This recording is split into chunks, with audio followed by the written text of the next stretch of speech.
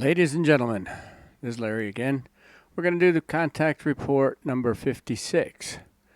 Okay, the translator was DeepL Translator. Corrections and improvements made by Catherine Mossman and Joseph Darmanin. And of course, it's Semyazi as the contact person. Okay, 56th contact, Saturday, 19 June, 1976. At 11:30 in the morning, 11:30 hours. This is a thought transmission contact. It wasn't face-to-face. Billy, first of all, I would like to get something straight that gives me no rest. I am sure you remember the last time we talked about Pilin-Paul, in parentheses, Pope Paul the Sixth, in parentheses.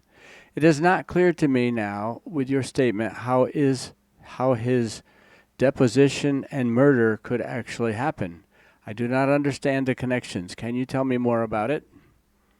Semyazi, sure, but for the time being, silence is also the rule here. Billy, of course. So you understand who I'm talking about. Semyazi, certainly. The unfortunate matter happened like this.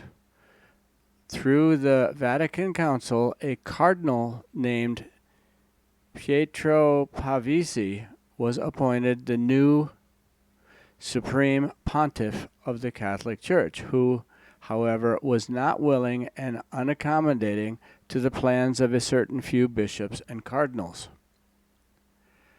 By this decision, he, Cardinal Pietro Pavesi, was given the name Pope Paul VI.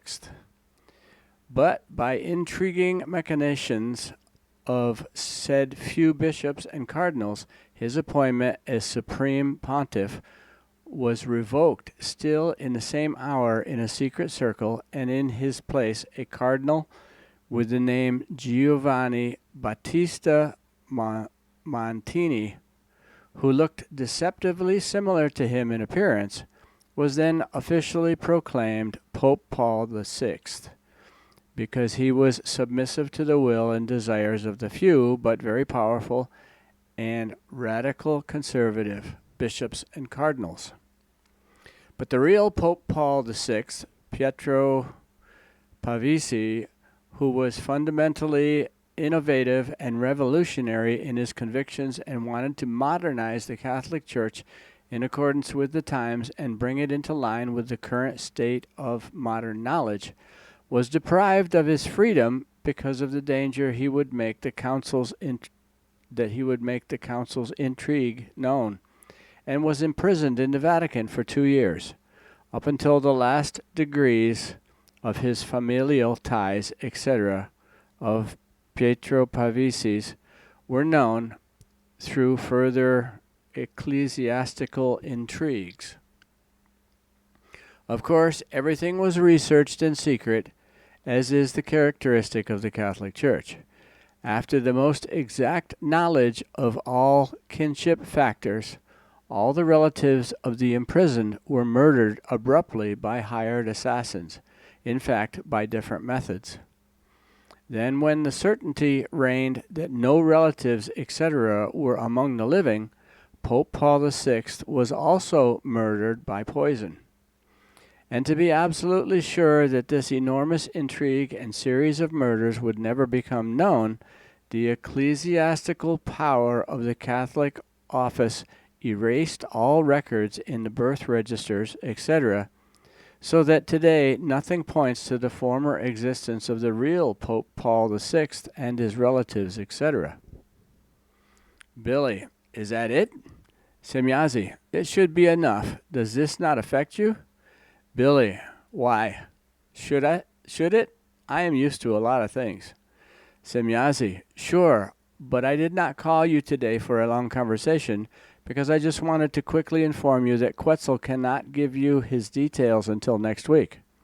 So you do not need to be specifically ready for him. Billy, it is nice of you to tell me because otherwise I would have had to stay here tomorrow. I have been invited to a flight with one of those apparatuses that you call an explosion bucket or something like that. Semyazi, be careful though. Billy, you know, our machines are pretty safe too. Semyazi, nevertheless, they are still technically very deficient and unsafe. Billy, are you trying to scare me? Semyazi, that is far from me. I hope you have a good time.